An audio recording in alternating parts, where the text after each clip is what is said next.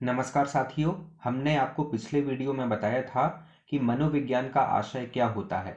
हमने इसके अंतर्गत आपको बताया था कि मनोविज्ञान, जिसको हम अंग्रेजी में साइकोलॉजी कहते हैं, पहले दर्शन शास्त्र की एक शाखा माना जाता था और यह शब्द यानी कि साइकोलॉजी दो ग्रीक शब्दों से मिलकर बना है। यहाँ शब्द लिखे हुए हैं और इसका आशय हमने बताया था कि आत्मा का अध्ययन या विवेचन करने वाला विज्ञान मनोविज्ञान कहलाता है इस शब्द के अनुसार। यानी कि यहाँ जो शब्द लिखे हुए हैं साइकी और लोगस, तो इनके अनुसार जो मनोविज्ञान है वह आत्मा का अध्ययन या विवेचन करने वाला विज्ञान है। हमने आपको बताया था कि प्राचीन दार्शनिकों ने, जिनमें अरस्तु तथा प्लेटो का नाम अधिक प्रसिद्ध है, ने इन्हीं शाब्दिक अर्थों के आधार पर मनोविज्ञान को आत्मा के अध्ययन का विषय माना था। परंतु प्राचीन दार्शनिकों द्वारा दी गई यह परिभाषा की अब जो उपादेयता है वह नहीं रही। हमने चित्रों के माध्यम से बताया था कि सुकरात प्लेटो के गुरु थे, प्लेटो अरस्तु के गुरु थे और अरस्तु सिकंदर के गुरु थे। इनको याद करने के ट्रिक के रूप में हमने यहाँ पर कुछ अक्षर लिखे हुए थे, SPAS, S फॉर सुकरात, P for Plato, A for अरस्तु और S फॉर सिकंदर। इन अक्षरों के माध्यम से हम इनके गुरु शिष्य संबंध को आसानी से याद कर सकते हैं। हमने आगे आपको बताया था कि 17वीं और 18वीं शताब्दी के कुछ विद्वानों ने साइकी का अर्थ मन यानी कि माइंड बताया और कहा कि मनोविज्ञान की विषय वस्तु मन है। तो इस प्रकार जो मनोवैज्ञानिकों ने कहा उसके आधार पर मनोविज्ञान का आशय हुआ मन का अध्ययन करने वाला विज्ञान। माइंड और स्टडी से यह बना है, तो मन का अध्ययन करने वाला विज्ञान मनोविज्ञान कहलाया। यहाँ पर लिखा भी है कि इस शाब्दिक अर्थ के अनुसार मनोविज्ञान का अर्थ हुआ मन के संबंध में अध्ययन करने वाला विषय। इस परिभाषा के समर्थक थे लिबिनिज, हॉब्स, लॉक, कांट और ह्यूम। इन परिभाषाओं में यानी कि आत्मा का विज्ञान व मन का विज्ञान वाली जो परिभाषा थी उसमें दो तरह के दोष पाए गए थे, जिनकी चर्चा हमने पिछले वीडियो में किया था। यदि आपने उस वीडियो को नहीं देखा है तो डिस्क्रिप्शन में उसका लिंक मिल जाएगा, आप वहां पर क्लिक करके और इसके बारे में विस्तार से जान सकते हैं। कुछ समय पश्चात कुछ मनोवैज्ञानिकों ने मनोविज्ञान को चेतन अनुभूति या तात्कालिक अनुभूति का विज्ञान माना। चेतन अनुभूति या तात्कालिक अनुभूति के अंतर्गत संवेदना, कल्पना, प्रतिमा और भाव शामिल किए जाते हैं। ये सभी मानसिक क्रियाएं होती हैं। तो सबसे पहले मनोविज्ञान आत्मा का विज्ञान माना गया, फिर मन का विज्ञान माना गया और फिर मानसिक क्रियाओं या तात्कालिक अनुभूतियों का विज्ञान इसे माना गया। चेतन अनुभूति के अंतर्गत जो मुख्य तत्व है वह चेतना है। यानी कि हम कह सकते हैं कि सबसे पहले मनोविज्ञान आत्मा का विज्ञान माना गया, फिर मन का विज्ञान माना गया और फिर चेतना का विज्ञान माना गया। इन सभी परिभाषाओं में किसी न किसी तरह के दोष पाए गए। चेतना वाली जो परिभाषा थी उसके अंतर्गत सबसे प्रमुख दोष यह था कि चेतन अनुभूति के प्रयोगात्मक स्वरूप की व्याख्या नहीं हो पाती। अब जब सभी मनोवैज्ञानिकों को सभी परिभाषाओं में यानी कि आत्मा से संबंधित परिभाषा, मन से संबंधित परिभाषा और चेतना से संबंधित परिभाषा में किसी न किसी तरह का दोष दिखाई दिया, तो कुछ मनोवैज्ञानिकों ने इसमें अनुसंधान किया और पाया कि यह न तो आत्मा का विज्ञान है, ना ही मन का विज्ञान है और ना ही चेतना का विज्ञान है। चेतना वाली जो बात थी उसमें जो प्रमुख दोष था वह यह था कि चेतना या मानसिक क्रियाओं को देखा नहीं जा सकता। इन मनोवैज्ञानिकों का कहना था कि चेतना या मानसिक क्रियाओं की व्याख्या के लिए किसी न किसी माध्यम अथवा साधन की आवश्यकता है और वह माध्यम व्यवहार है। जो व्यवहारवादी मनोवैज्ञानिक थे उन्होंने माना कि मनोविज्ञान व्यवहार का विज्ञान है और यह व्यवहार क्यों होता है? जब मानसिक क्रियाएं होती हैं तब उससे संबंधित व्यवहार होता है। जैसे कि यदि कोई व्यक्ति किसी विषय वस्तु पर लेखन कार्य करना चाह रहा है, यानी कि किसी विषय वस्तु को वो लिखना चाह रहा है, तो लिखना जो कार्य है उसका व्यवहार कहलाएगा और उससे पहले उसने जो सोचा, कॉपी उठाने की क्रिया से पहले, पेन उठाने की क्रिया से पहले उसने जो सोचा वह उसकी मानसिक क्रियाएं हैं। इन सब के अलावा लिखते समय वह बहुत कुछ सोचता है और आंतरिक रूप से कुछ क्रियाएं करता है, यानी कि उसके मन में कुछ विचार चलते रहते हैं। ये सभी मानसिक क्रियाओं के अंतर्गत आते हैं।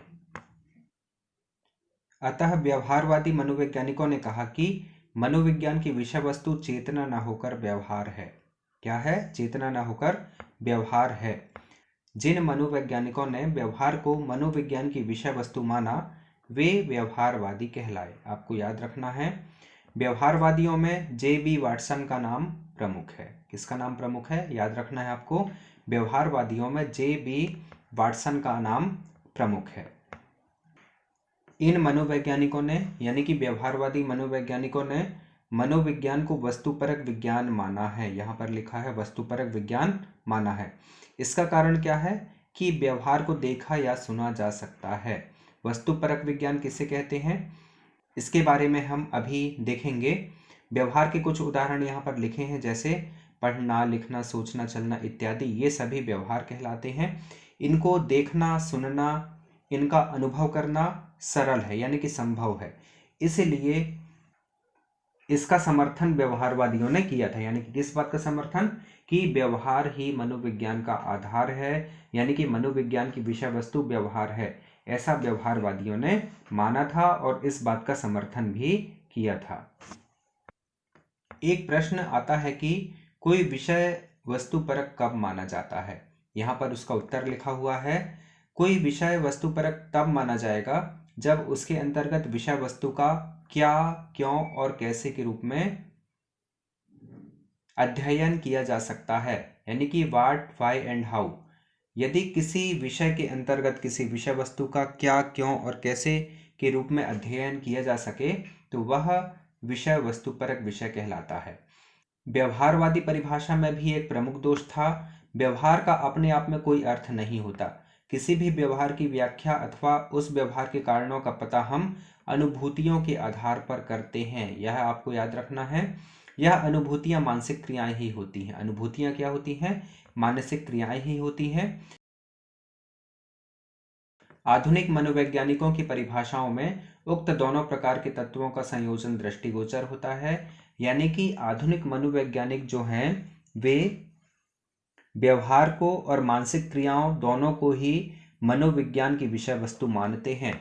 अतः हम कह सकते हैं कि मनोविज्ञान व्यवहार एवं मानसिक प्रक्रियाओं का विज्ञान है। एटकिंसन, स्मिथ तथा हिलगार्ड ने अपनी किताब इंट्रोडक्शन टू साइकोलॉजी, जो कि 1987 में लिखी गई थी, में कहा है कि psychology can be defined as the scientific study of behaviour and mental processes, यानी कि मनोविज्ञान व्यवहार तथा मानसिक प्रक्रियाओं का वैज्ञानिक अध्ययन है। ऐसा किसने कहा था? एटकिंसन, स्मिथ तथा हिलगार्ड ने अपनी किताब इंट्रोडक्शन टू साइकोलॉजी में। आपको याद रखना है। मॉर्गन, किंग, विज और स्कॉपलर ने मनोविज्ञान को मानव तथा पशु के व्यवहार के अध्ययन का विज्ञान माना है। आपको याद रखना है। उनके अनुसार जब हम लोग मनोविज्ञान को व्यवहार के विज्ञान के रूप में परिभाषित करते हैं तो हम लोग मन को अलग नहीं रखते हैं। हम लोग इतना ही कह देते हैं कि जो व्यक्ति करता है अर्थात उसका व्यवहार ही वह मार्ग है जिसके सहारे आंतरिक मानसिक घटनाओं का अध्ययन किया जाता है। जो आंतरिक मानसिक घटनाएं होती हैं या प्रक्रियाएं होती हैं उनका अध्ययन हम कब कर पाएंगे? जब सामने वाला व्यक्ति व्यवहार करेगा, वह क्या सोचता है और कैसा व्यवहार करता है, यह दोनों परस्पर संबंधित होते हैं। तो इन मनोवैज्ञानिकों ने, मॉर्गन, किंग, विज और स्कॉपलर ने मनोविज्ञान को मानव तथा पशु व्यवहार के अध्ययन का विज्ञान माना है। आपको याद रखना है कि इन्होंने मानव के साथ साथ पशु के व्यवहार को भी मनोविज्ञान के अंतर्गत शामिल किया है। मॉर्गन, किंग, विज और स्कॉपलर ने। यहाँ पर व्यवहार और मानसिक क्रियाओं में अंतर लिखा हुआ है। व्यवहार और मानसिक क्रियाओं में मूल अंतर यह है कि व्यवहार को देखा जा सकता है जबकि मानसिक क्रियाओं को नहीं देखा जा सकता। उनके विषय में हम केवल अनुमान ही लगा सकते हैं। व्यक्ति का व्यवहार ही वह मार्ग है जिसके माध्यम से मानसिक घटनाओं का अध्ययन किया जाता है। व्यवहार बाह्य तत्व है जबकि मानसिक क्रियाएं आंतरिक तत्व हैं। यह आपको याद रखना है। ये मुख्य बिंदु यहाँ पर है। वह मार्ग है यानी कि व्यवहार वह मार्ग है जिसके माध्यम से मानसिक घटनाओं का अध्ययन किया जाता है। यह आपको याद रखना है। मानसिक घटनाएं या मानसिक प्रक्रियाएं यानी कि जो सोच है, जो अंदर विचार चलते हैं, वे सभी मानसिक घटनाएं या मानसिक क्रियाएं हैं। और उसके फलस्वरूप जो व्यवहार होता है वह एक मार्ग है व्यक्तित्व को समझने का। इसलिए कहते हैं कि व्यवहार बाह्य तत्व है और मानसिक क्रियाएं या मानसिक घटनाएं आंतरिक तत्व हैं। संक्षिप्त रूप में यहाँ पर हमने मनोविज्ञान के विकास क्रम को लिखा हुआ है। सबसे पहले मनोविज्ञान आत्मा का विज्ञान माना जाता था, उसके बाद इसे मन का विज्ञान माना गया, फिर चेतना का विज्ञान माना गया और वर्तमान में इसे व्यवहार का विज्ञान माना जाता है। व्यवहार में मानसिक क्रियाओं को भी मनोवैज्ञानिक शामिल करते हैं। तो साथियों, हमने देखा कि मनोविज्ञान क्या होता है, इसके अध्ययन के तत्व अभी तक कौन कौन से रहे हैं और वर्तमान में इसके अंतर्गत किस विषय वस्तु का अध्ययन किया जाता है। आगे के वीडियोज में हम इस बात को और अधिक विस्तार से समझेंगे। जय हिंद।